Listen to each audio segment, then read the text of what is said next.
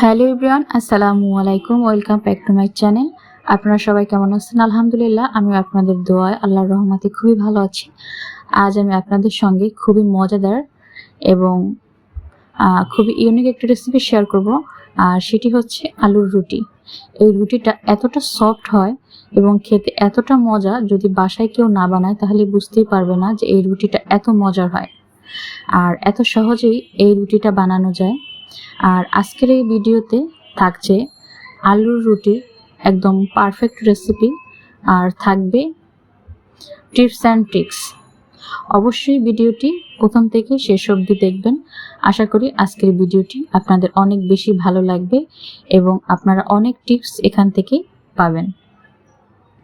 চলুন কথা না বাড়িয়ে মূল রেসিপিতে চলে যাই।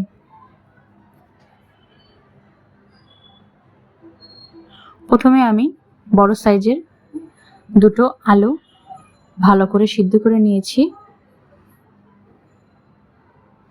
আর অবশ্যই পরিমাপগুলো এখানে আমি যেইভাবে দিয়েছি এইভাবে দেওয়ার চেষ্টা করবেন, তাহলে পারফেক্টভাবে আপনারা এই রুটিটা বানাতে পারবেন। আলুটা ভালো করে ম্যাশ করে নিয়েছি।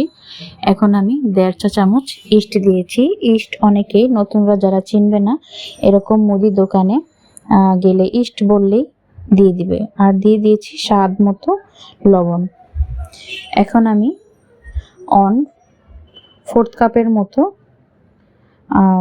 লিকুইড দুধ দিয়ে দিয়েছি। এটা আমি জাল করে রেখেছিলাম। এখন ভালো করে আলুটাকে মেখে নিয়েছি। এখন একটি বাটি নিয়ে নিয়েছি, দিয়ে দিব ময়দা। আপনারা চাইলে আটা দিয়ে করতে পারেন, কিন্তু ময়দাটা দিলে ভালো টেস্ট আসবে। দিয়ে দিয়েছি 3 কাপের মতো ময়দা। এখন যে আলুর মিশ্রণটা রেখেছিলাম, ভালো করে আলুর মিশ্রণটার সঙ্গে ময়দাটাকে মেখে নিতে হবে।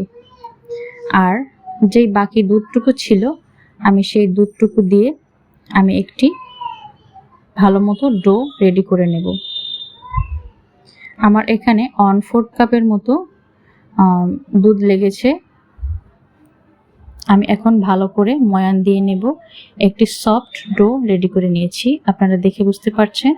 আমি এখন র্যাপিং পেপার দিয়ে ঢেকে প্রায় 1 ঘন্টার জন্য রেখে দেব। 1 ঘন্টা পরে ফিরে আসছি। দেখুন 1 ঘন্টা পরে কিন্তু ডোটা ডাবল হয়ে গেছে। এখন আমি আবারও প্রায় 8-10 মিনিটের জন্য ভালো করে ডোটাকে মেখে নেব। এখানে ছোট্ট একটি টিপস দিই, এই ময়দাটা এখন যত বেশি মেখে নিতে পারবেন, আপনার রুটিটা কিন্তু ততটাই সফট হবে। আমি প্রায় 8-10 মিনিটের জন্য ভালো করে মেখে নিয়েছি। খুব ভালো করে মেখে এখন আমি লেচি কেটে নেব। আজকে আমি যেই পরিমাণে ময়দা নিয়েছি, আমার এখানে 6টা রুটি হবে। আপনারা চাইলে 8টা পর্যন্ত করতে পারেন, এর বেশি এর কম কিন্তু করা যাবে না। এখন আমি একটি লেচি নিয়ে একটু ময়দা ডাস্ট করে নিয়েছি। এই পর্যায়ে কিন্তু এই আটাটা বা ডোটা কিন্তু খুবই সফট থাকে, অবশ্যই একটু ময়দা ডাস্ট করে নেবেন। এখন আমি একটি রুটি বেলে নেব।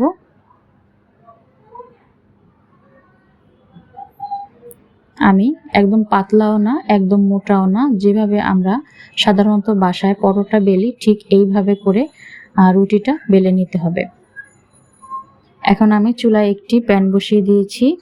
আর এই পর্যায়ে এখন একটি ছোট্ট টিপস দিই, আঁচটা থাকবে একদম মিডিয়াম টু লো আঁচে।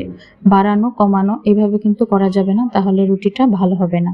আর রুটিটা দিয়ে ঢাকনা দিয়ে প্রায় 20 সেকেন্ডের মতো রেখে দিতে হবে। বারবার ঢাকনা উল্টিয়ে কিন্তু রুটিটা চেক করা যাবে না, তাহলে কিন্তু রুটিটা ভালো মতো ফুলবে না। দেখুন মাশাআল্লাহ, রুটিটা কিন্তু খুব ফুলে উঠেছে। আমি দুই পাশটাই খুব সুন্দর করে ভেজে নিব। আর ছোট্ট একটি টিপস দেই, সেটি হচ্ছে রুটিটা একদম কড়া করে ভাজার চেষ্টা করবে না, তাহলে কিন্তু রুটিটা ভাজার পরে এটা অনেক হার্ড হয়ে যাবে। চুলার আঁচ মিডিয়ামে রেখে এটাকে হালকা করে ভেজে নিতে হবে। আর দেখুন আমি একদিন পরেও কিন্তু রুটিটা বানিয়েছি, আপনাদের সঙ্গে শেয়ার করলাম। একদিন পরে দেখুন রুটিটা কিন্তু আরো বেশি ফুলেছে। আপনারা চাইলে কিন্তু এরকম ডো রাতে রেডি করে আপনারা কিন্তু সকালে এই রুটিটা বানিয়ে নাস্তা করে নিতে পারেন। পরের দিন কিন্তু রুটিটা আরো বেশি সফট আর হচ্ছে বেশি ফুলকো হয়েছে। আর আপনারা দেখে বুঝতে পারছেন রুটিটা কত সফট হয়েছে। মাশাআল্লাহ, খেতেও অনেক বেশি মজা হয়েছে। আপনাদেরকে এখন আমি একটি ছিঁড়ে দেখাচ্ছি এটার ভিতরটা কতটা সুন্দর। দেখুন, মাশাআল্লাহ, অনেক সুন্দর। আজকের ভিডিওটি যদি ভালো লেগে থাকে অবশ্যই চ্যানেলটি সাবস্ক্রাইব করার অনুরোধ থাকবে। আজ এ পর্যন্ত, সবাই ভালো থাকবেন। খোদা হাফেজ। আসসালামু আলাইকুম।